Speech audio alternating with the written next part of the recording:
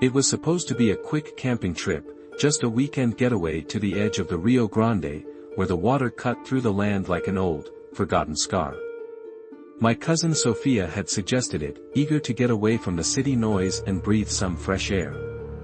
We grew up hearing ghost stories from our abuelas, but neither of us really believed in them, at least, that's what we told ourselves. "Come on, Leo," Sophia had said, her eyes gleaming with excitement as she packed up her tent and gear. "We'll make a fire, tell scary stories, and forget about work for a couple of days. It'll be fun." I couldn't say no to her. Sophia had always been more adventurous than me, and if I was honest, I needed the escape, too. So we loaded the old SUV and drove out of El Paso, the radio crackling with ranchera music, the sky bruising into a deep purple as evening set in. By the time we reached our campsite, the stars had come out in full force, speckling the night sky like scattered diamonds. The river was calm, whispering softly as it flowed over smooth stones. We set up our tents and built a small fire, the flames casting long shadows across the dirt and scrub. "Perfect," Sophia said, stretching out on her camp chair. "This is exactly what I needed." I sat across from her, poking at the fire with a stick. The heat felt good on my face, and the quiet was almost comforting. Almost. There was something about the river at night, the way it seemed to have a voice of its own, that made me uneasy. The kind of quiet that felt like a held breath. Sophia must have noticed me fidgeting because she smirked and said, "Don't tell me you're scared." I rolled my eyes. "Of what? Coyotes?" "La Llorona," she whispered, dragging out the words in a spooky voice. "You know, the weeping woman. She comes for bad kids who wander too close to the water." I snorted. "I think I'm a little too old to be snatched up by a ghost." Sophia grinned. "You never know. She might like grown-ups, too." She waggled her eyebrows and laughed, but there was a tightness in her voice, like even joking about it felt dangerous. We spent the next couple of hours talking, laughing, and sharing beers. But as the night deepened, the conversation grew quieter, and the laughter faded. The river's whispers seemed louder now, almost insistent, and I couldn't shake the feeling that we were being watched. The fire was dying down, its glow fading, when I heard it, a soft, mournful wail drifting over the water. It was faint, almost too faint to catch, but it made my skin prickle. Sophia stiffened, her eyes darting toward the river. "Did you hear that?" she whispered. "Yeah," I replied, my voice barely more than a breath. The wail came again, louder this time, a sound full of grief and rage, cutting through the stillness like a knife. My stomach twisted, and I found myself clutching the handle of my flashlight, my palms slick with sweat. Sophia forced a laugh, but it sounded brittle. "Probably just an animal," she said, but her voice shook. She stood up, brushing dirt from her jeans. "I'm going to check it out." "Are you insane?" I grabbed her arm, my grip tighter than I meant. "We should stay by the fire." She rolled her eyes but didn't pull away. "Leo, it's probably nothing. Just, wait here, okay?"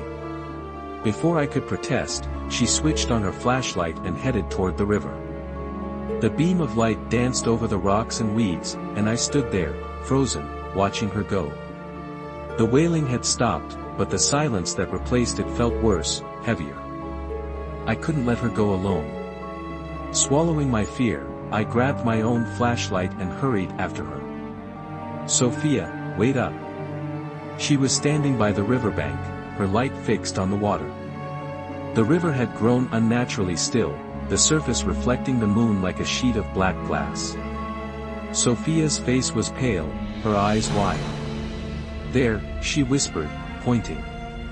I followed her gaze and felt my heart stop. A woman stood in the water, her back to us, her long, dark hair hanging in wet strands that clung to her pale skin.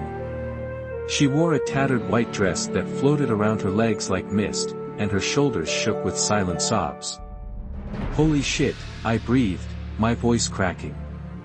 "Who is that?" Sophia didn't answer. The woman's head turned, just slightly, as if she'd heard me. The air grew colder, and the smell of rotting vegetation wafted over us. The hair on my neck stood on end, and every instinct screamed at me to run.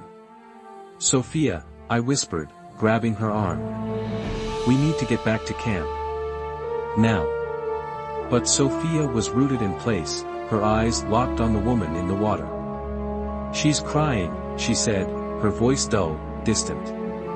The woman turned fully, and I felt my legs go weak.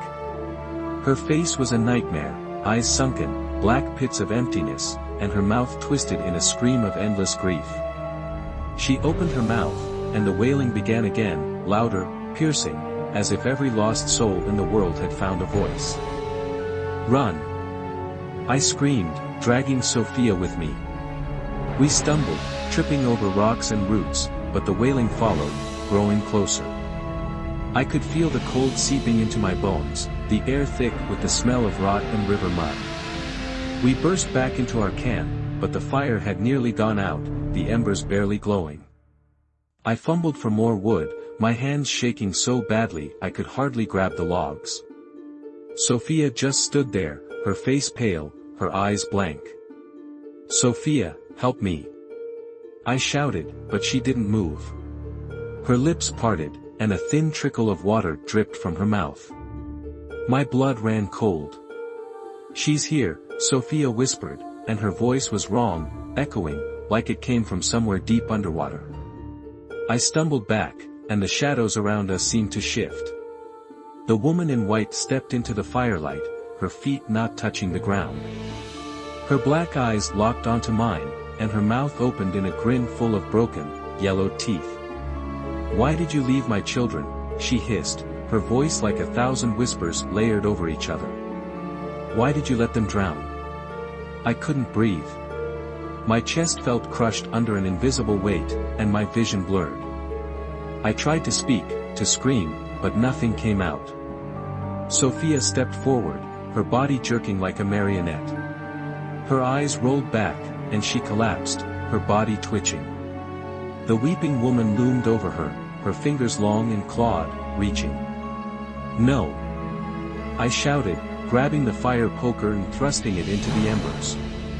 The metal heated instantly, glowing red, and I swung it at the ghostly figure. The poker passed through her, but she recoiled, her form flickering like a dying flame. Her wail filled the air, a sound of rage and sorrow, and she vanished into the night, the cold and rot fading with her. The fire roared back to life, and I collapsed beside Sophia, my whole body trembling. She coughed, choking up water, and her eyes focused on me, full of fear. "Leo, what happened?" I pulled her into a hug, tears streaming down my face. "I don't know," I whispered. "But we're leaving. Right now."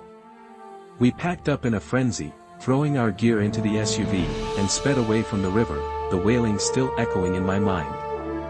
Sophia never talked about what happened that night, and I don't blame her.